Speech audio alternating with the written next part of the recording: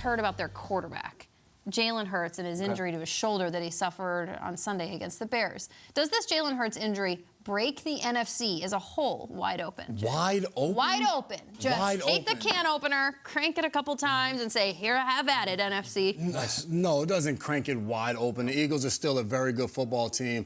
We don't know how long Jalen Hurts is going to be out. It hasn't been said that he's for sure out of the game this week, and don't expect him to play, but we'll see. And I think even once he got hurt, Jalen Hurts was able to chuck the ball on a 60-something yard pass to A.J. Brown down the right sideline. I kind of put that game away. So, yes, he got hurt, and Mailata said after the game, Jalen Hurts is down on the ground, and he walks over to him, and he's just like, hey, like, just stay down, stay down. Said Jalen looks him up and says, pick me to bleep up. Yeah. Like, that's the type of guy. That's That's the type of guy he is. He's a warrior. He's been fighting for this team all year long. And I think on top of just how well Jalen Hurts has played and how tough he is, it's just how good this Philadelphia Eagles football team is. They've run the ball extremely well. They've played good defense. It's a team that's bigger than just their quarterback. Miles Sanders is over 1,000 yards on the season. They've been able to put up huge numbers, 4th in the league in rushing. Yes, I know Jalen Hurts has been a big part of that rushing game as well,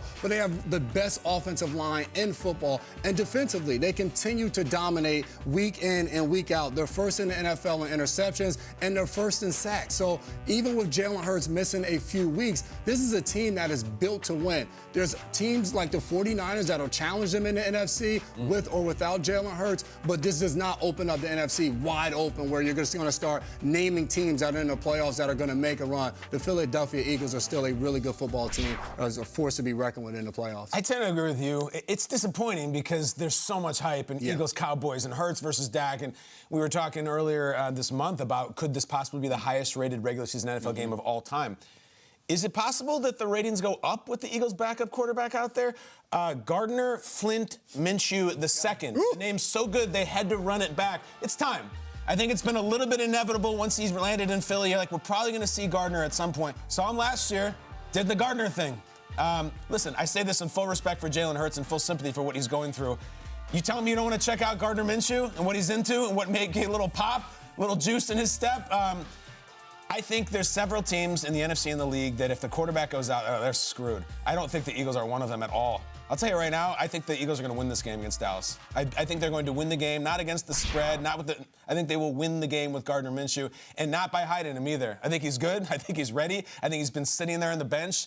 He's got incredible teammates around him. Look, Dallas lost their quarterback for about a month, didn't they? And they still won, and they don't have nearly the pieces that Philadelphia has across the board. I think it's been inevitable, Peter. I think we were going to have a Gardner Minshew moment this year. You just don't go wire to wire without the hiccups. He's coming in, and maybe it'll be for one game.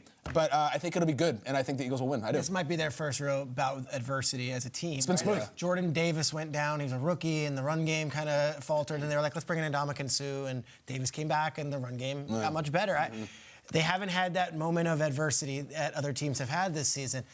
I feel like this is a two-horse race, and I'm not being disrespectful to the Vikings. I feel like the Vikings are going to host a playoff game, and they might host 2 playoff games, and the Vikings are going to be a team you're not going to want to face because of Cousins, and they throw the ball over the yard. The Vikings' defense isn't good enough right now to beat the Eagles. It's just not. The Eagles are going to score all over the Vikings if they play, and I just think San Francisco is so battle-tested. So to me, the Niners are the team that now I'm really looking in on. If Jalen Hurts can't go the next few weeks, then you're talking about Minshew, and then you're saying, all right, well, Hurts hasn't played in 3 weeks, or he's missed 2 of the last 3 games. We're going to the playoffs, and we never won a playoff game. The Niners have been there.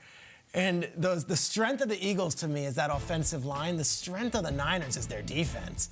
So, to me, it's Purdy is going to be what he is with the Eagles. I think they rely on Jalen Hurts a lot more than the Niners rely on their quarterback situation. And if you're going to do like a heavyweight bout thing, what do you got? I think the Eagles have the best offensive line in football, and I think the Niners front is the best in football. And you're telling me that we might get this in an NFC Championship game? That's good. In Philly, in the cold, Bosa, Armstead, Warner, Greenlaw, Ekubam going up against that line, like that's where it's going to be won. Those are the quarterbacks for the Niners. That's where both teams, like that. Right. This isn't that, we had a couple of years back, and it involved the Eagles. We had a Nick Foles, Case Keenum NFC Championship game. And I remember being like, who would have thunk it?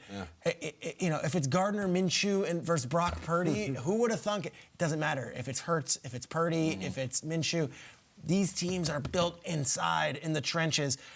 And I don't know if the Eagles match up so great with the Niners. The Niners have been there. They've done that. This is almost like the Niners have the experience in those big games. It's not wide open, but I think Hurts going down is a nice edge for San Francisco going forward, especially if they can keep on rolling. Let's make some television magic, Peter. Let's go to that game. Let's pull up that Vikings highlight from that NFC Championship a couple of years ago, because I think the Giants, the Saints, and the Cowboys have an NFC responsibility to one another to muck things up a little bit for the Philadelphia Eagles, because you just heard it. Takes them one win to clinch the top spot, to clinch home field advantage. You know how ugly that gets in Philadelphia in January? Let me bring you back to January of 2018, when Case Keenum and the Minnesota Vikings walked in there. 38-7, I believe, was the final score. It was ugly. The game never really happened for the Vikings. It was a late Kyle Rudolph touchdown, I think, to make it early. Yeah. And it just nothing unfolded for this team after that. No one wants to go to Philadelphia. And frankly, it's inevitable. I think they are going to win one of these last 3 games, so you're going to have to.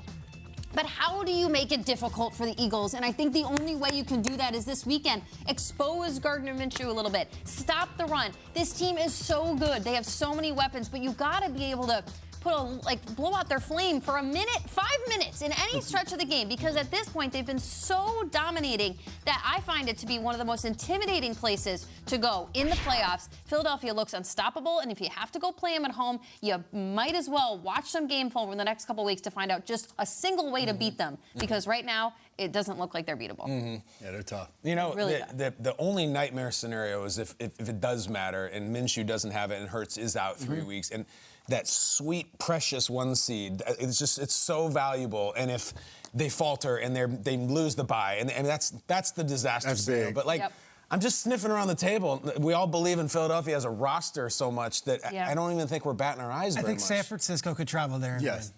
I don't know if Minnesota can. I don't know if the Giants or the Lions or any of those teams are San Fran they went into Green Bay last year and they went and they won in Lambeau. That's like the one team, but to your point, I'm not even worried about him missing games. Is his shoulder going to be healthy enough to do the playoff run? That's what I'm thinking about. If you're telling me he's got a strained shoulder and he hurt it, all right, well, we're going to need some big throws in January. Yeah, and big runs as well. I mean, that's a big part of their game, especially that front seven you put up of the 49ers. You go into that game with as good as the Eagles' offensive line is, he's going to take some hits going against the 49ers. They do that. They do it every week. Yeah, but you could tape that wing down and run all you want if you had to. He's got to be able to throw a little bit. Sounds good.